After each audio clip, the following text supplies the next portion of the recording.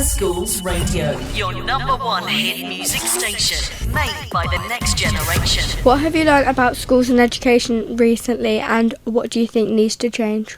Every single school I've visited so far had the most engaging, brilliant students, and I think we're just so lucky to have such brilliant, interested kids in this area. Some people say that children aren't interested in politics, but actually in the schools that I've visited in this area, which is quite a lot of them so far, I've had so much engagement, and it's been really heartening. There's big challenges with education in Kent. I mean, we've got a system which, divides kids off at 11 and 12, and that results in some difficulties in the system. And the thing that I really want to try and ensure is that the reforms that are happening at a national level around education, so that's increased funding generally, it's free breakfast clubs, it's training all teachers on special needs where that hasn't been a compulsory aspect of teacher training.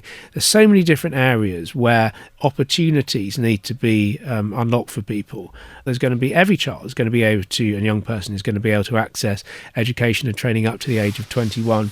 And importantly, that Skills England is a body that's going to be created, so there is a better connection between school and business.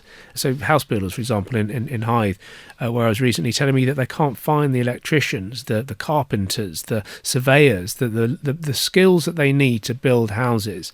And that is a big part of what Skills England is going to try and do. Lots of people in Folkestone rent their homes or flats. Some are in bad condition and are cold and damp. What can you do to change this? Well, we need, first of all, to make sure that there's a private rented sector enforcement within the council are on people's backs to do the job they need to do, which is to make sure that standards are not falling. But part of the problem here is that people are living in houses that have not been maintained for years, and they're paying sky-high rents for properties that are awful. And we just need more housing. And I was actually really excited to see a new development on Brownfield site in Hythe, and also the Martello Lakes just west of Hythe, to see some great building that's going on there.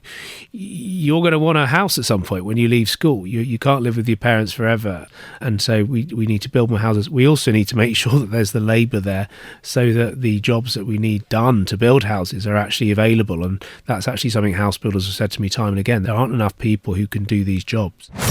Turner Schools Radio. Turner Schools Radio. Made by children. For you.